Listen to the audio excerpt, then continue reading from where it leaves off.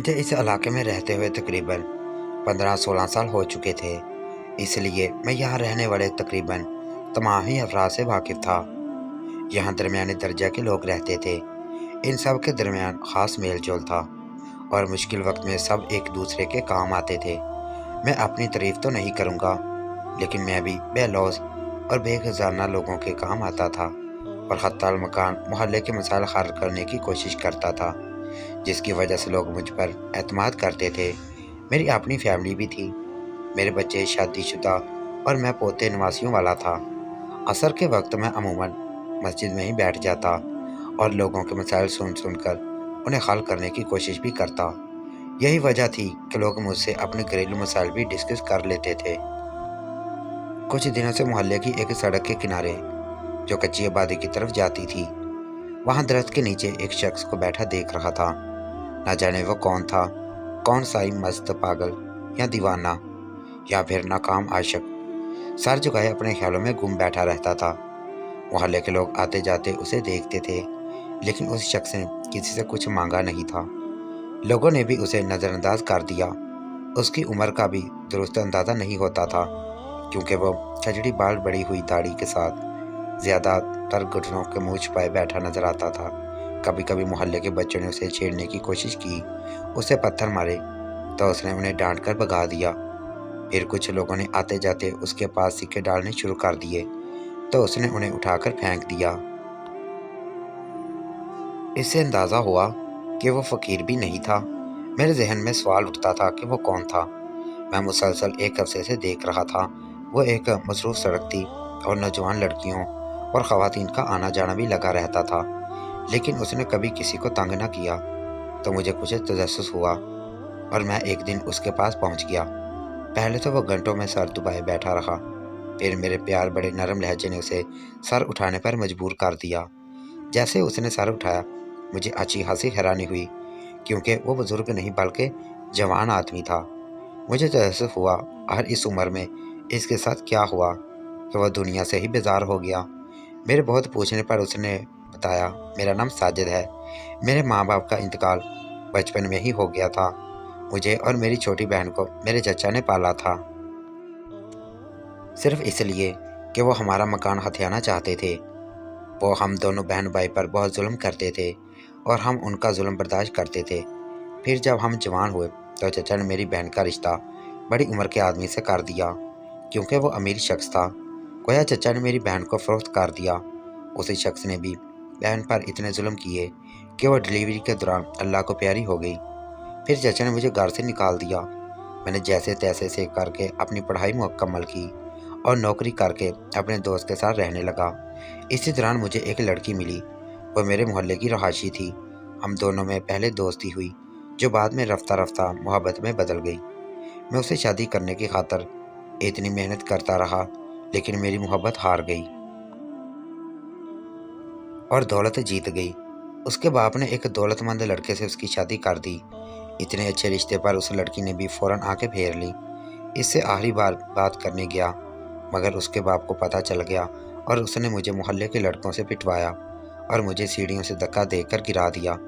मेरी टांग की हड्डी टूट गई। कई दिनों तक हेराती अस्पताल में पड़ा रहा। इस दौरान मेरी नौकरी भी चली गई और मालिक मकान ने घर से निकाल दिया। जब मैं ठीक हुआ, अब तो मेरी टांग में लंग आ चुका था। अब ना मेरे पास नौकरी है ना घर। चचा के पास गया तो उन्होंने पहचाने से इनकार कर दिया। इतना बताकर वो नौजवान रोने लगा। मैंने उसे तसल्ली और हौसला दिया कि घबराओ मत, हिम्मत ना हारो, ज़िंदगी में नसीबो अफराद आते ही रहते हैं। और फिर उसके लिए मोहल्ले की मस्जिद में रहने का इंतज़ाम कर दिया, जिसके लिए वो बड़ी मुश्किल से तैयार हुआ था। मस्जिद के हुजरे में उसकी रहाइश का बंदोबस्त हो गया था। साथ ही मस्जिद में उसके बच्चों को पढ़ाने का इंतज़ाम कर दिया। यूँ रहने के साथ साथ साजिद के रोज़गार का बंदोबस्त भी हो गया। वो पढ़ा लिखा था, इसलिए कुछ दिनों बाद उसने सपारे के साथ साथ ट्यूशन भी पढ़ाने लगा। मैं रोज़ाना उसके पास जाता था। वो मेरा बहुत मशहूर था, वरना इस जालिम दुनिया ने जो सलूक उसके साथ किया था, उस पर वो ज़िंदगी से बेजार हो गया था। मेरी बातों ने साजिद को दोबारा ज़िंदगी की तरफ राग़िब किया था। बहरहाल ये अल्लाह का करम था कि उसने मुझे तौफीक दी। शादी में साजिद जैसे एक मायूस नाकाम शख्स को ज़िंदगी की तरफ ले आया। वक्त गुजरता रहा और तकरीबन 3 साल बीत गए। साजिद शरीफ और बाअखलाक आदमी साबित हुआ था और उस दौरान उसने कभी किसी को शिकायत का मौका नहीं दिया था। अपने काम से काम रखता था और रूटीन के मुताबिक ज़िंदगी गुजार रहा था और रोज़ाना मोहल्ले के किसी न किसी घर से उसके लिए खाना जाता था। सपारा पढ़ने के वो पैसे नहीं लेता था, लेकिन मैं ट्यूशन के पैसे दिलवा देता था। अपनी मौजूदा ज़िंदगी से वो मुतमिन था। पढ़ाने से जो वक्त बचता उसमें वो सोता था और उसकी किताबें असूल के इल्म की लगन थी। अलबत्ता शाम में वो कभी कभार मस्जिद के बाहर एक दुकान के पास बैठ जाता था। उन्हीं दिनों मोहल्ले में नए किराएदार आए, मियाँ बीवी और एक छोटा बच्चा। फुल फैमिली में बीवी आम घरेलू औरत थी। मियाँ किसी फर्म में काम करता था, पढ़ा लिखा था, माकूल आमदनी थी। बस एक खराबी थी, वो गुस्से का बहुत तेज था। छोटी छोटी बातों पर भड़क जाता और बीवी पर खूब गर्म होता था। जब वो गुस्से में चला था तो उसकी आवाज़ पड़ोस में भी जाती। औरतें खुश मिजाज थीं, लिहाजा थोड़े ही अरसे में पड़ोसियों से उसके बहुत अच्छे ताल्लुकात हो गए। वैसे मियाँ बीवी में बहुत मोहब्बत थी। हर झगड़े के बाद शौहर अपनी बीवी को मनाता, बाहर घुमाने के लिए ले जाता, तोहफे दिलवाता। अपने गुस्से पर शर्मिंदा होता, शायद इसलिए बीवी ने उसके गुस्से वाली आदत से समझौता कर लिया था। यूँ ज़िंदगी मुनासिब अंदाज में गुजर रही थी। लड़ाई झगड़ा, रूठना मनाना, प्यार मोहब्बत, इन सब के साथ उन दोनों मियाँ बीवी की अज़दवाजी ज़िंदगी की गाड़ी रवां दवां थी।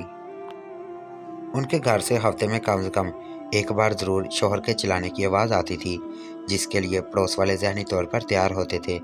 लेकिन एक बार 15 दिन गुजर गए थे, मगर उनके घर से किसी भी किस्म के झगड़े की आवाज़ नहीं आई, जिस पर सब हैरान थे। मैं उनका पड़ोसी था, इसलिए मैं ज़्यादा हैरान था।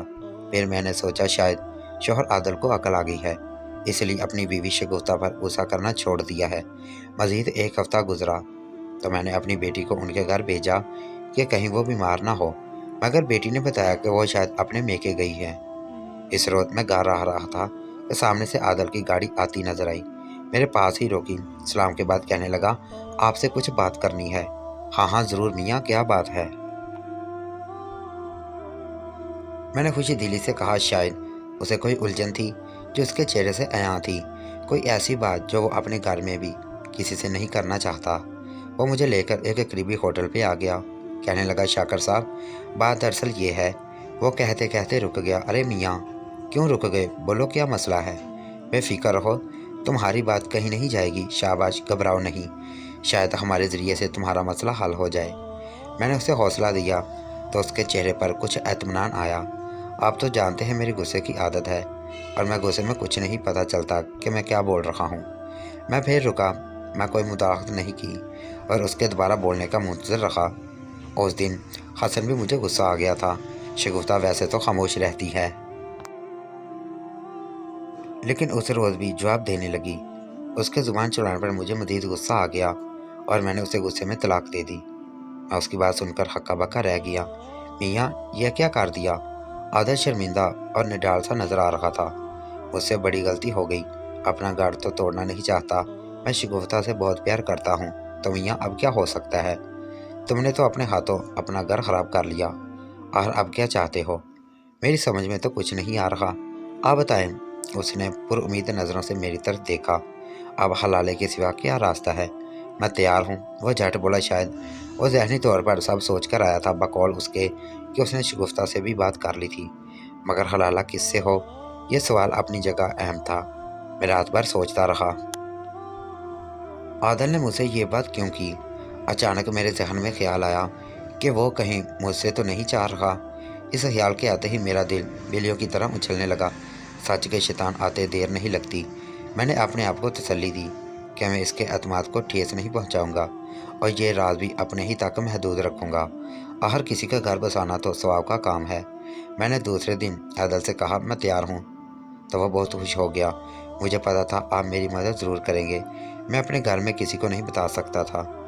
मैं आपको अपना बुजुर्ग समझता हूँ, आप उस लड़के से बात कर लेंगे। काम जितना जल्दी हो जाए अच्छा है। कौन सा लड़का? मैंने चौंक कर पूछा। वह जो मस्जिद में बच्चों को सपारा पढ़ाता है। आदल ने कहा, हाँ। वो मेरे मुंह से बेसाख्ता निकल गया। मैंने दिल ही दिल में खुद को गुस्सा अल्लाह से माफ़ी मांगी और उसका शुक्र अदा किया जिसने मेरी इज्जत रख ली। मैंने आदल से कहा, पर साजिद से बात की। वह बड़ी मुश्किल से तैयार हुआ। ہم نے دوسرے علاقے میں ایک گھر کرائے پر لیا اور مقررہ دن میں ساجد کو لے کر وہاں پہنچ گیا اور عدل شگفتہ کو چھوڑ گیا۔ میں نے خاموشی سے مولوی صاحب کو بلا کر ان کا نکاح پڑھوایا اور پھر وہاں ان کو چھوڑ کر گھر واپس آ گیا۔